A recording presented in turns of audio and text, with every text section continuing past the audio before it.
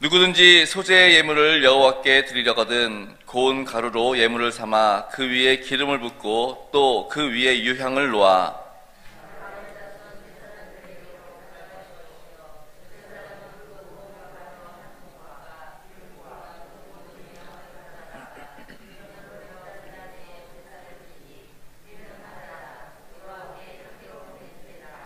그 소재물에 남은 것은 아론과 그의 자손에게 돌릴지니 이는 여호와의 화제물 중에 지극히 거룩한 것이니라.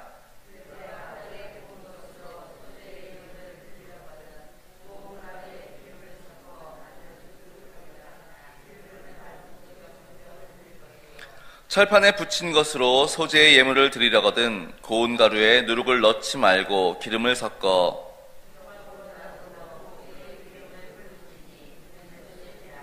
내가 냄비의 것으로 소재를 드리려거든 고운 가루와 기름을 섞어 만들지니라.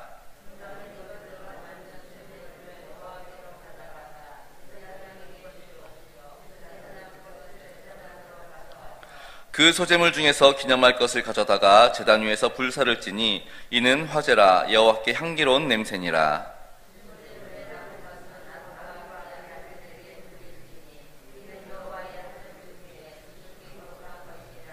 너희가 여호와께 드리는 모든 소재물에는 누룩을 넣지 말지니 너희가 누룩이나 꿀을 여호와께 화제로 드려 사르지 못할지니라.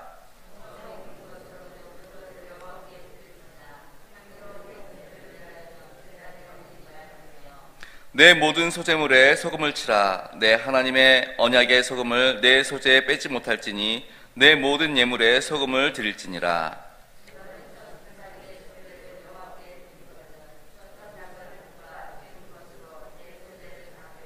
그 위에 기름을 붓고 그 위에 유향을 더할지니 이는 소재니라. 제사장은 찌은 곡식과 기름을 모든 유향과 함께 기념물로 불사릴지니 이는 여호와께 드리는 화제니라. 아멘.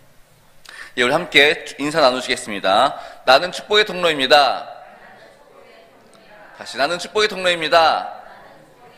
우리 옆 사람을 향해서 당신도 축복의 통로입니다. 당신도 축복의 통로입니다. 당신도 축복의 통로입니다. 아멘. 예, 오늘은 이제 레위기 2장의 말씀을 함께 나누려고 합니다. 레위기 2장은 소재에 관련된 내용입니다.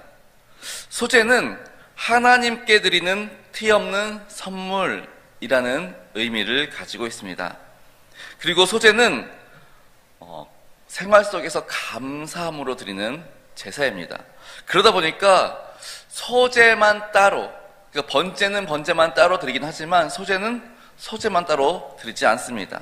그러니까 번제를 드린 후에 감사함으로 소재를 드리고, 아니면 속건제를 드리고 또 감사함으로 소재를 드리고, 이런 식으로 더하는 형식을 갖는 것, 이것이 바로 소재입니다.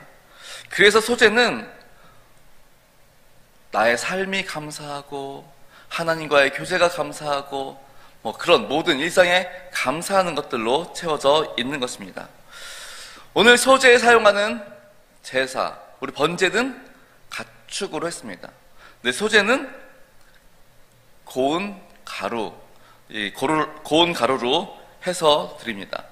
고운 가루를 그대로 드리기도 하지만 떡을 만들기도 하고요, 굽기도 하고요, 삶아서 드리기도 합니다. 그러니까 그냥 가루로만 드리는 게 아니라 구워서도 하고 전병으로 만들어서도 하고 또 아니면 냄비에 넣어서도 하고, 그런 모습들을 보게 됩니다. 모든 제사가 예수님의 예표이듯이 이 소재 역시 예수님을 드러내고 있습니다. 고운 가루를 만들기 위해서는 이 곡식이 빠져야 되고요. 지금이야 믹서기도 있고 기계도 있고 그러니까 막 잘게 가르지만 예전에, 지금으로부터 2000년 전, 3000년 전 어떻게 하면은 고운 가루를 만들 수 있을까요? 저 어릴 때만 해도 마늘 이렇게 보면 절구에다가 조그만 절구 넣고 막 빻잖아요. 이 작업 해야 됩니다. 이 작업 넣어놓고 계속. 근데 그나마 마늘은 물렁물렁하니까 괜찮지만 곡식 같은 걸로 하면은 이게 잘 빠지겠습니까? 근데 그냥 대충 빻는 게 아니라 고운 가루, 최상품의 그러니까 우리 지금으로 말하면 밀가루 그 정도로 만들어야 됩니다. 그러니까 그렇게 만들어야 되는데 그렇게 만들기 위해서는 얼마나 많은 노력과 시간이 필요하겠습니까? 그리고 또 그렇게까지 되려면 이 곡식이 완전히 산산조각 나야 한다라는 것입니다. 그래서 이 소재는 번제가 예수님의 헌신, 순종 이러한 것들을 예표한다면 소재는 자신의 희생하심으로 하나님께 드려지는 그 예수님을 예표하고 있습니다. 그래서 소재는 예수님께서 우리를 위해 당신의 삶을 희생하셨구나. 하나님의 말씀에 온전히 순종함으로 자신을 희생하셨구나. 그래서 우리는 하나님 감사합니다. 나 때문에 예수님이 나 대신 희생하셨습니다.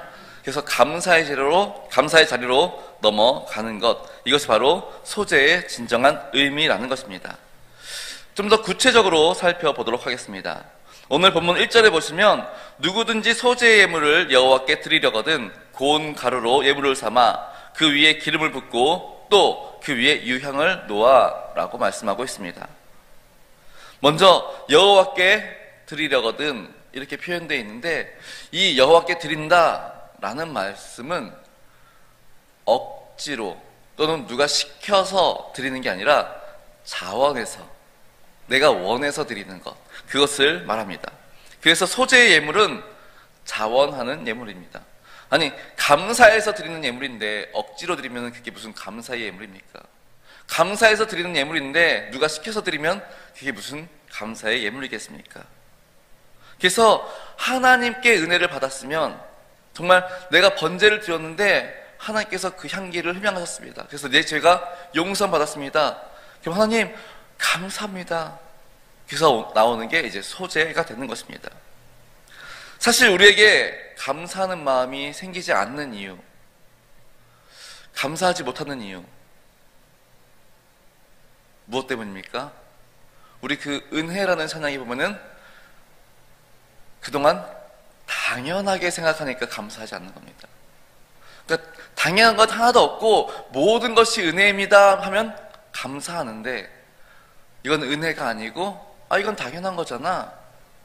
그렇게 될 때 우리에게 감사가 사라지게 되더라는 것입니다. 그래서 감사의 첫 번째 요건은 지난 날을 돌아봐야 됩니다. 자꾸 지난 날을 돌아보면서 지난 날 나의 삶을 살아오면서 하나님이 내 삶에 어떻게 개입하셨는지, 하나님이 나에게 어떠한 은혜로 함께 하셨는지, 상황 순간순간마다 하나님께서 어떻게 내게 복을 주셨는지, 이것들을 자꾸 돌아봐야 거기서부터 감사가 생기게 됩니다. 근데 돌아보지 않는다? 지금까지 살아온 모든 것이 당연한 거 아니야? 이럴 때 우리 가운데 감사가 사라지더라는 것입니다. 감사할 일이 많은데 헤아려 보지도 않고 그냥 지나쳐 버릴 때 우리는 하나님 앞에 감사를 잃어버리게 되더라는 것입니다. 그러면서 감사가 잃어버리면 그 다음 찾아오는 것이 있습니다. 원망과 불평. 남들과 비교하기 시작합니다. 하나님, 기왕이면 나도 저 사람처럼 이 복을 주세요. 기왕이면 저도 저 사람처럼 큰 평수에 집을 주시고, 이렇게 비교하면서 이제 원망이 생기게 됩니다. 그리고 상황에 대해서, 또 조건에 대해서, 인간관계에 대해서 모든 것이 불평으로 이어지게 되더라는 것이지요. 그렇기 때문에 주님 앞에 감사함으로 나올 때는 억지로가 아니라, 누가 시켜서가 아니라 자원하는 마음에서 감사의 자리로 나오실 수 있기를 바랍니다. 오늘도 우리가 이 새벽 누가 나와서 나오라고 해서 나오는 게 아니라, 정말 하기 싫은데 억지로 하는 것이 아니라 정말 하나님 앞에 감사함으로, 하나님, 이 대림절 다시 한번 생각해 보니 우리 예수님 나를 위해서 이 땅에 어린 생명으로 우리랑 똑같은 몸을 입고 30년 동안 인간의 삶을 사시면서 우리의 인간이 겪을 아픔과 슬픔과 고통과 모든 어려움들을 다 체험하시고 그리고 우리를 너무나 잘 아시는 예수님. 그리고 나서 공생의 3년 기간 동안 우리에게 하나님 나라의 복음 전해 주시고 우리의 죄를 우리의 죄값을 대신하기 위해서 십자가에 못 박혀 돌아가시고 그 모든 것들을 묵상해 보니 하나님 너무 감사합니다. 그 감사하는 마음을 담아 이 새벽에 나와 하나님, 저는 죽을 수밖에 없는 죄인이었지만 당신의 사랑으로 예수 그리스도의 피값으로 의인이 되었습니다. 주님의 자녀가 되었습니다. 감사함으로 예배드리는 우리 모두가 되실 수 있기를 바랍니다. 계속해서 고운 가루로 예물을 삼아 라고 말씀을 드리고 있는데, 여기서 고운 가루, 아까 말씀드리지만 고운 가루는 저절로 생기는 것이 아닙니다. 곡식을 심고 가꾸고 추수하는 것을 또 잘 말려서 또 부수고 채로 걸러야만 나오는 것입니다. 그래서 소제를 드릴 때는 일상생활에 대한 최선에 다하는 모습이 있어야 한다는 것입니다. 우리들의 노력과 수고로 얻은 것이 하나님, 이 모든 것이 내 열심, 내 노력, 내 수고 이것 때문이 아니라 하나님께서 복 주셔서 이렇게 얻게 해주셨습니다. 이런 고백들이 있어야 한다는 것입니다. 우리는 내가 열심히 일하면 내가 열심히 일했으니 이거 받는 거 당연한 거 아니야? 라고 생각할 수 있겠지만 그렇지 못한 사람들 얼마나 많은지 모릅니다. 우리가 아무리 애쓰고 노력해도 그 땀의 열매를 못 먹을 때가 얼마나 많은지 모릅니다. 특별히 저희 아버지는 개인 사업을 하셨기 때문에 그것들을 너무 많이 봐왔습니다. 지금은 안 그렇지만 옛날에는 어음 발행을 했었습니다. 뭐 일하고 막 5천만 원, 뭐 몇천만 원 이렇게 어음 발행하고 이제 그때 가가지고 막 부도가 나가지고 막 못 받기도 하고 그런 일들이 종종 있었습니다. 그러니 땀 흘리고 수고한다고 해서 다 수확하는 거 아니다라는 것이지요. 수확하는 것 하나님의 은혜인 줄 믿으실 수 있기를 바랍니다. 주님의 희생으로 우리가 그러한 은혜를 얻었다라는 겁니다. 우리가 열심히 해서 신앙생활 열심히 해서 교회생활 열심히 해서 우리가 구원받은 거 아니다라는 겁니다. 오늘 예수님의 희생이 없이는 우리는 정말 아무것도 아님을 고백하고 그 희생에 늘 감사하는 삶 사실 수 있기를 바랍니다. 우리들의 땀과 노력이 깃든 감사일수록 하나님께서도 더 기쁘게 받으신다라는 겁니다. 다시 말씀드리면 나쁜 일 해서 돈을 많이 벌었습니다. 그리고 그걸 가지고 와서 하나님 감사합니다. 그리고 드리는 것. 내가 정말 나의 삶 속에서 최선을 다해서 내게 맡겨진 일을 감당하고 그리고 와서 번 돈, 그걸로 하나님께 감사합니다. 드리는 것. 어떤 것들을 하나님께서 기뻐 받으시겠습니까? 아니, 나쁜 일하고 와서 감사합니다 드리면 하나님께서 그 예물 받으시겠습니까? 사실 이사야의 1장에 있는 말씀이 그런 겁니다. 그때 당시 너무나 제사를 잘 드렸습니다. 완벽하게 제사를 드렸지만 그들의 삶은 하나님께서 기뻐하지 않는 삶의 모습들이었습니다. 그러니까 하나님이 야, 너희들이 드리는 제사 나 받기 싫어. 너희들이 드리는 그 기름 나 질렸어. 그렇게 말씀하시는 것을 볼 수 있습니다. 즉 생활 속에서 우리의 삶의 자리에서 맡겨진 일들 최선을 다하고 또 하나님 보실 때에 부끄러움이 없는 삶 살아가시면서 드리는 감사, 이것이야말로 하나님을 기쁘시게 해드리는 것인 줄 믿으실 수 있기를 바랍니다. 계속해서 소제를 드릴 때에 그 위에 유향을 놓으라고 말씀하고 있습니다. 유향이 뭐지요? 향수. 예, 한마디로 말하면 향수입니다. 근데 당시 유향은 어떤 식으로 드려지냐면 우리 성막에서 보면은 향단 있지 않습니까? 향단. 이렇게 태워서 우리 요즘도 있지만 향초 같은 느낌입니다. 그래서 기름을 태워서 그 향기를 올려드리는 겁니다. 그래서 유향이 그런 용도로 많이 쓰입니다.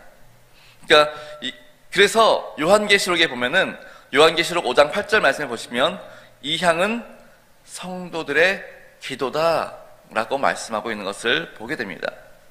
그러니까 성도가 하나님께 올려드리는 유향은 하나님 앞에 드리는 기도의 삶을 말하는 것입니다. 그러니까 소제를 드릴 때에 그 위에 유향을 바르라는 얘기는 감사함에 어떻게? 기도함으로. 우리의 삶 가운데 늘 기도가 있을 때 감사하게 되더라는 것입니다. 성막 안에 있는 향단에 유향을 아침 저녁으로 피우는 것도 같은 의미입니다. 쉬지 말고 기도하라. 이 의미를 담고 있다라는 것입니다. 그래서 예배는 물론 하나님 앞에 헌신하는 겁니다. 그리고 순종하는 겁니다. 동시에 하나님 앞에 나와서 감사하는 것이라는 것입니다. 구원받은 은혜에 감사하고 또 우리의 삶에 복 주심에 감사하고 또 우리가 땀 흘려서 일한 모든 것들을 또 수확하게 하심을 감사하고 나의 삶 가운데 주님이 늘 함께 하시고 개입하시고 이끄시고 인도하시는 그 모든 일에 감사하는 것, 이것이 바로 예배 가운데 우리가 함께 드려야 한다는 것입니다. 그래서 이 소제는 아까 말씀드린 대로 번제를 드리고 소제를 드린다. 이 말은 우리가 예배 가운데 헌신도 필요하고요, 순종도 필요하지만 거기에 감사를 함께 드리는 것, 이것이 바로 온전한 예배의 모습이라는 것입니다. 성령과 기도를 더하라고 말씀하고 있는 것입니다. 감사함으로 예배하며 성령 안에서 예배하며 예배 가운데 기도, 하나님과의 대화가 끊이지 않도록 하라는 의미를 가지고 있습니다. 계속해서 말씀해 보시면 아론의 자손 제사장들에게 가져올 것이요 라고 말씀하고 있습니다. 제사가 되게 독특한 것 중에 하나가 제물을 드리는 사람과 하나님 사이에 항상 누가 있습니까? 제사장이 존재합니다. 왜 제사장이 존재합니까? 제사장이 인간이 가져온 예물을 하나님께 대신해서 드려주는 이 대언자 역할을 하게 되기 때문입니다.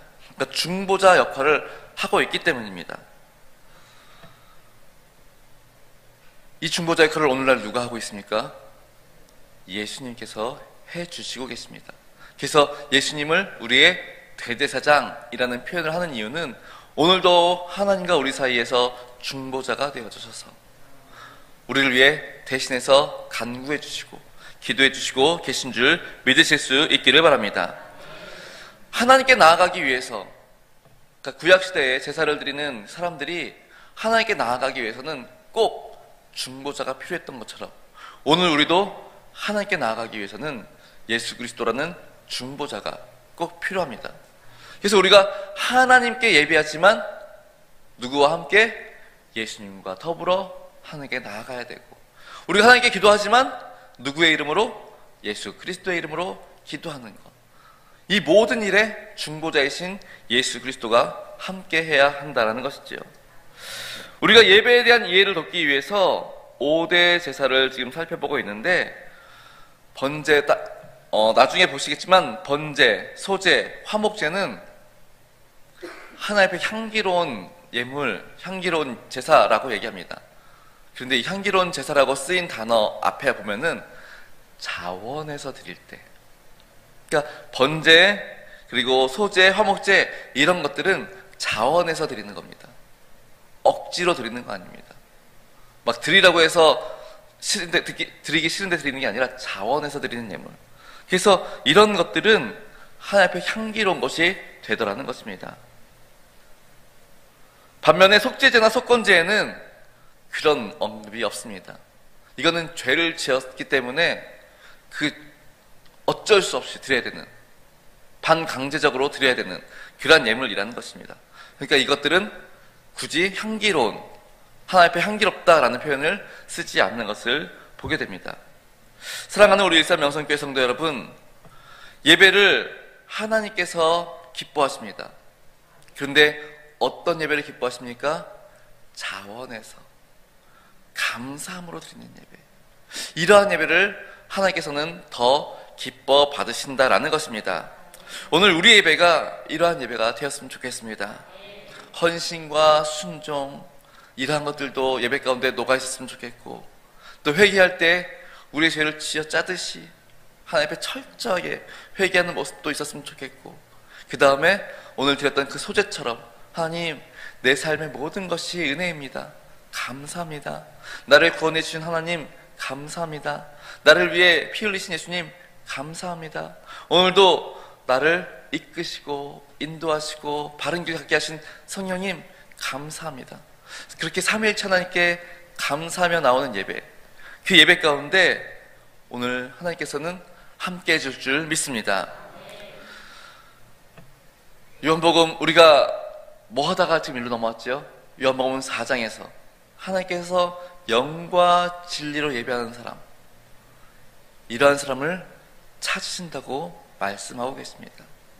오늘 이 이스라엘의 5대 제사를 보는 이유는 영과 진리로 드려지는 것이 어떠한 것이냐를 하나씩 하나씩 살펴보기 위해서 지금 지난번에 번제를 하시고 오늘 또 소제를 하고 있는데, 이러한 것들이 우리의 예배 가운데 녹아 들어가 있습니다. 그렇게 영과 진리로 예배 드려지고 또 번제적인 또 소제적인 그러한 예배가 우리의 삶 가운데 녹아 들어갈 때 하나님의 찾으시는 한 사람 한 사람 귀한 예배자가 될 줄 믿습니다. 오늘도 그렇게 하나님 찾으시는 예배자가 되기 위해 힘쓰시는 저와 성도님들 되시기를 간절히 축원합니다. 기도하시겠습니다.